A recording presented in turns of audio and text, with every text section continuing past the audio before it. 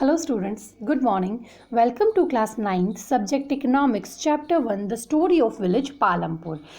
अब तक हमने क्या किया? फर्स्ट चैप्टर में जो जितने भी हमने हमारे लेक्चर्स हुए हैं, the very first lecture is about the brief knowledge about the chapter.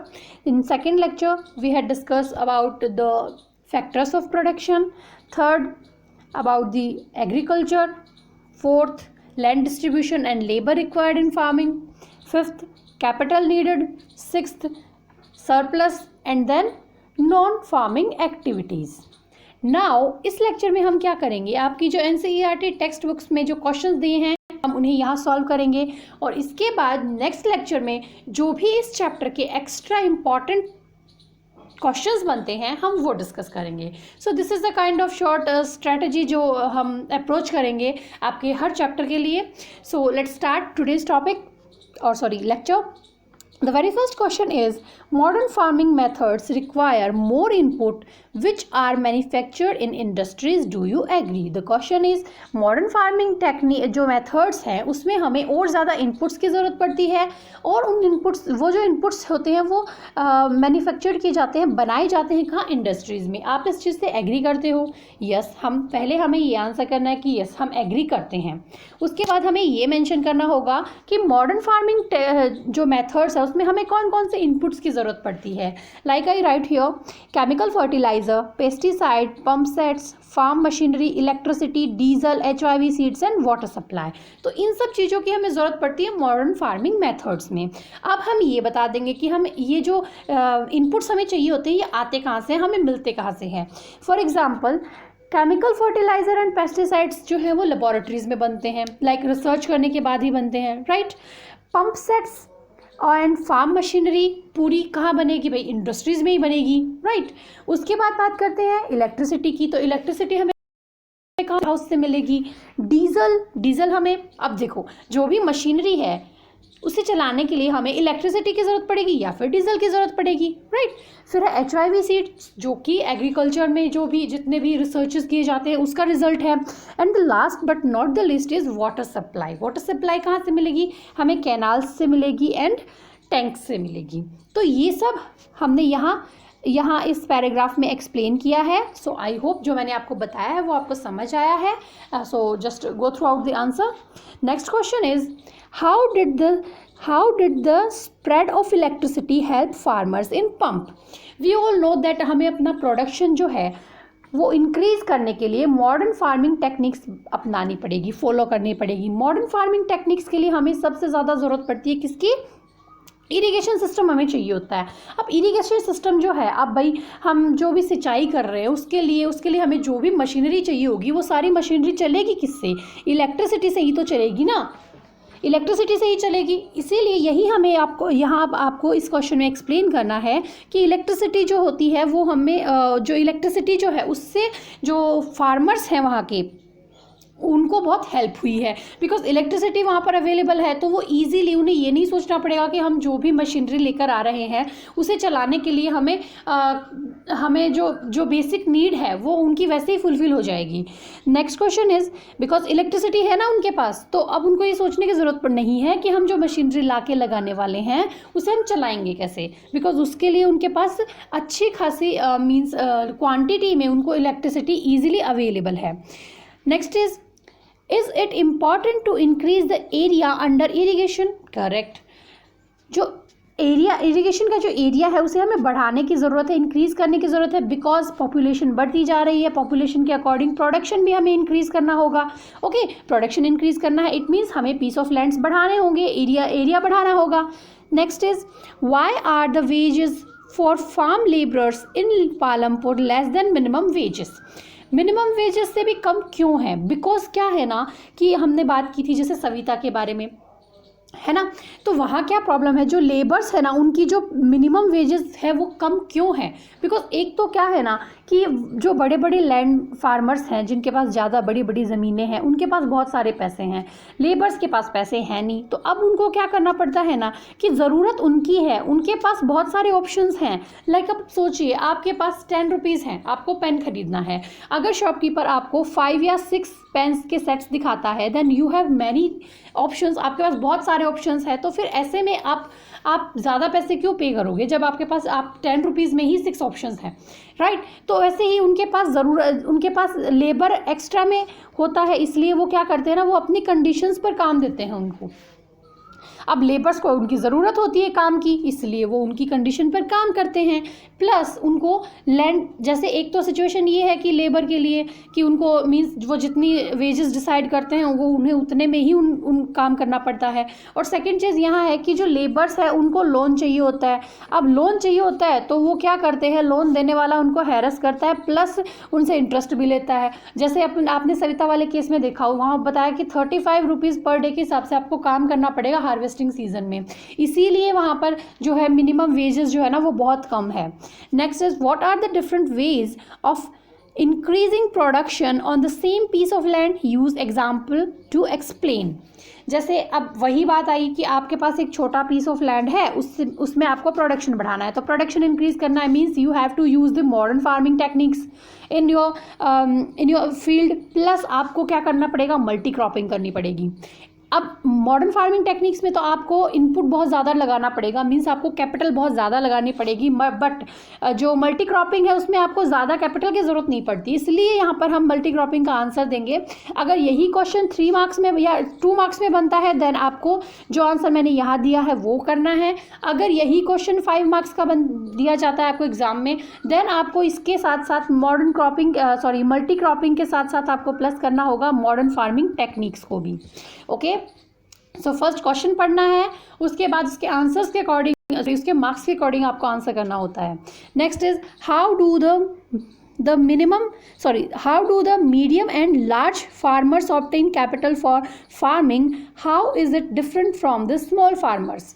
अब देखो, लेबर वाले लेक्चर में हमने डिस्कस किया था कि जो कैपिटल है वो क्या होती है, मीडियम और लार्ज जो होते हैं ना फार्मर्स होते हैं, उनके पास क्या होती है, उनकी सेविंग्स होती हैं। अब उनके पास सेविंग्स होती है, लाइक आपके पास 1000 रुपीज़ पहले से ही पड़े हैं, आपकी अपनी सेविंग है, तो आपको क्या ज़रूरत है किसी से और रुपीज़ लेने की। लाइक आपको 800 रुपीज़ की ज़रूरत है, तो आप सीधा अपनी उससे कैपिटल, आपकी जो सेविंग है उसका यूज़ करोगे। तो मॉडर्न और लार्ज फार्मर्स जो होते हैं, मीडियम और लार्ज फार्मर्स जो होते हैं, उनके पास अब उनकी अपनी सेविंग होती है, इसलिए उनको ज़रूरत ही नहीं पड़ती है कैपिटल की। बट जो स्मॉल फार्मर्स होते हैं उनके पास, बेचारे के पास सेविंग कहाँ से आएगी, सेविंग तो तब होगी ना जब आपके पास कुछ एक्स्ट्रा होगा। लाइक वो तो इतना ही प्रोडक्शन उनका होता है कि वो अपनी फैमिली की रिक्वायरमेंट्स को फुलफिल कर पाए, तो ऐसे में उनके पास एक्स्ट्रा कुछ होता नहीं है, एक्स्ट्रा सरप्लस नहीं होगा, देन वो बाहर मार्केट में क्या सेल करेंगे, सेल नहीं करेंगे तो उनकी इनकम नहीं होगी, और इनकम नहीं होगी तो उनके पास सेविंग्स भी नहीं होगी। Okay, next is on what terms did Savita get a loan from Tejpal. हाँ, ये अपन ने स्टोरी डिस्कस की थी, बहुत से स्टूडेंट्स की क्वेरीज आ रही हैं कि हमें स्टोरी को लिखना है क्या, तो स्टोरी को लिखने की ज़रूरत नहीं है, स्टोरी आपको दी है ताकि आपको एक पर्टिकुलर व्यू मिले, ताकि आपके कॉन्सेप्ट्स क्लियर हों। कंडीशन, स्टोरी से चीज़ें याद करना आसान होती है। अब देखो, सविता वाली स्टोरी ऑलमोस्ट सबको याद होगी कि भाई हाँ, सविता नाम की एक औरत थी, उसके पास एक छोटी सी ज़मीन थी, और उसे ज़मीन में ना अपनी मॉडर्न फार्मिंग टेक्निक, मतलब मीन्स जो भी टूल्स है उनको रिपेयर करने के लिए और सीड्स वगैरह के लिए उसे कुछ इनकम के रुपीज़ की ज़रूरत थी। अब उसके पास पैसे नहीं थी, तो वो क्या करेगी, तेजपाल सिंह या बड़े लैंडलॉर्ड के पास जाएगी। तेजपाल सिंह ने उससे 3000 रुपीज़ उसने लिए, बट तेजपाल सिंह ने अपनी कंडीशंस लगा दी, बोला 35 रुपीज़ पर डे के हिसाब से तुझे हार्वेस्टिंग सीजन में मेरे फील्ड में काम करना पड़ेगा, प्लस 24% का मैं इंटरेस्ट लूँगा आपसे, है ना। तो अब इसी स्टोरी को आपको यहाँ लिख देना है ना। अब तेजपाल सिंह ने क्या किया, सविता की मजबूरी जो है उस कंडीशन का उसने फ़ायदा उठाया, उसको हैरेस किया, प्लस उससे प्रॉफिट भी कमाया, हर तरीके से प्रॉफिट कमाया, मींस लेबर भी उसको as a free of cost मिल गया, है ना, प्लस उसको 24% का इंटरेस्ट भी मिल रहा है उसकी कैपिटल पर, है ना। So this is the condition जो आपको यहाँ मेंशन कर देनी है। अब साथ में क्वेश्चन ये पूछा है यहाँ पर इसमें, that if she could take a loan from the bank at the low rate of interest, तो उसके लिए कंडीशन उसकी डिफरेंट होती, या राइट डिफरेंट होती, बिकॉज बैंक क्या करता है ना, स्मॉल फार्मर्स को इनकरेज करने के लिए लो रेट्स पर लोन देता है। तो अब अगर वो बैंक से लोन लेती तो उसे इंटरेस्ट कम पे करना पड़ता, बाकी उसे ना तो बदले में हार्वेस्टिंग सीजन में तेजपाल सिंह के यहाँ काम करना पड़ता, प्लस 24 की जगह उसको इंटरेस्ट भी कम पे करना पड़ता। वो अपनी फैमिली पर और ज़्यादा ध्यान दे पाती, अपनी एग्रीकल्चर अपनी फील्ड में और अच्छे से काम कर पाती, right. But lack of awareness, लोगों को पता नहीं है गवर्नमेंट की स्कीम्स के बारे में, इसलिए ऐसा होता है। एजुकेशन इसीलिए बहुत ज़्यादा इंपॉर्टेंट है। Next is what can be done so that more non-farming production activities can be started in villages। अच्छा, तो वो क्या क्या चीज़ें हमें मीन्स ऐसा क्या होना चाहिए जिससे नॉन फार्मिंग प्रोडक्शन एक्टिविटीज़ जो है उनको प्रमोट किया जाए विलेजेस में। जैसे आप क्या करते हो, आप अभी पढ़ाई कर रहे हो, अभी पढ़ाई करने के बाद आपका एम क्या है, अभी अच्छे खासे अभी तो हमारे परसेंटेज बन जाए, उसके बाद हमें एक जॉब मिल जाए। तो जॉब मिल जाएगी, देन आप सोचोगे कि भाई हाँ अब मैं सक्सेसफुल हो गया हूँ, मेरे पास एक अच्छी खासी जॉब है जिसकी सैलरी 5 और 6 फिगर में है। ओके, सब यही चाहते हैं, बट आपके जॉब मिलने से नेशन को क्या बेनिफिट हुआ? कुछ नहीं, आपने सिर्फ अपने बारे में सोचा।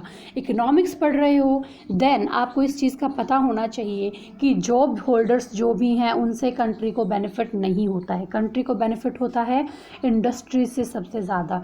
इंडस्ट्रीज से क्या मीन्स है कि आप कुछ भी अपना छोटा स्मॉल स्केल पर कुछ अपना काम स्टार्ट करो, ताकि आपको नीचे अपने सपोर्टर्स की ज़रूरत पड़ेगी। सपोर्टर्स के लिए आप अगर 4 लोगों को भी हायर करते हो, देन आपने 4 लोगों को लाइवलीहुड का मीन प्रोवाइड करवाया है। इफ़ यू प्रोवाइडेड, अगर लोगों के पास लाइवलीहुड का मीन होगा, मीन्स उनके पास एम्प्लॉयमेंट होगा, then they have money. If they have money, then they can fulfill their basic needs. If they fulfill their basic needs, then the poverty line will decrease and the living standard will increase.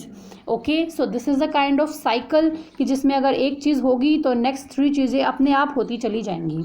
सो इससे क्या होगा, आपने 4 लोगों को livelihood का mean provide करवाया, तो इससे अनएम्प्लॉयमेंट कम होगी। एजुकेटेड लोग बहुत बैठे हैं जिनके पास करने के लिए काम नहीं है, क्वालिफाइड हैं, बस ज़रूरत है तो कुछ लोगों के एंटरप्रेन्योरशिप की। एंटरप्रेन्योरशिप मीन्स आप रिस्क लेने के लिए तैयार हो, आपके अंदर वो कैपेसिटी होनी चाहिए कि हाँ हम अपने खुद का कुछ स्टार्ट करेंगे और जो भी लॉसेस होंगे उसे हम खुद देखेंगे। ओके, सो यही है कि अब नॉन फार्मिंग एक्टिविटीज़ में क्या होता है, जैसे डेयरी आती है, प्लस क्या होता है शॉपकीपिंग आती है, प्लस ट्रांसपोर्ट आता है। तो ये सारी चीज़ें क्या है, जैसे वहाँ वो शॉपकीपिंग में उस एक कंप्यूटर सेंटर खोला था, तो उन्होंने खुद का अपना काम जनरेट किया, खुद के लिए भी एम्प्लॉयमेंट का ज़रिया उन्होंने निकाला, प्लस 2 और लोगों को, 2 और कंप्यूटर टीचर्स को भी उन्होंने लाइवलीहुड का मीन प्रोवाइड किया। तो इससे क्या होगा, इससे इकोनॉमिक साइकिल और ज़्यादा स्ट्रॉन्ग होगा, लोगों के पास इनकम आएगी। इसीलिए नॉन प्रोडक्शन एक्टिविटीज़ जो है ना उनको बढ़ाने की ज़रूरत है। ये सारी सर्विस सेक्टर में आती हैं। ओके, तो उनको बढ़ाने के लिए होना क्या चाहिए कि लोगों को क्या है ना, अवेयरनेस नहीं है लोगों में। अवेयरनेस क्यों नहीं है, एक तो ज़्यादा एजुकेशन नहीं है गाँव में, अभी भी बहुत से गांव इंडिया में ऐसे हैं जहाँ पर प्रॉपर एजुकेशन नहीं मिल रही है लोगों को, बच्चों को। So you are very fortune कि आपको एक सही गाइडलाइन और सही एजुकेशन मिल रही है, आपको उसका फ़ायदा उठाना चाहिए, बिकॉज बहुत से लोग ऐसे हैं जिन्हें एजुकेशन नहीं मिल रही है। Okay, so take your education seriously. That's it for today. Your home assignment is do the above questions and answers in your favorite notebook. Favorite notebook नहीं fair notebook. So next lecture में मिलते हैं with some extra important questions. Till then, take care. Bye bye.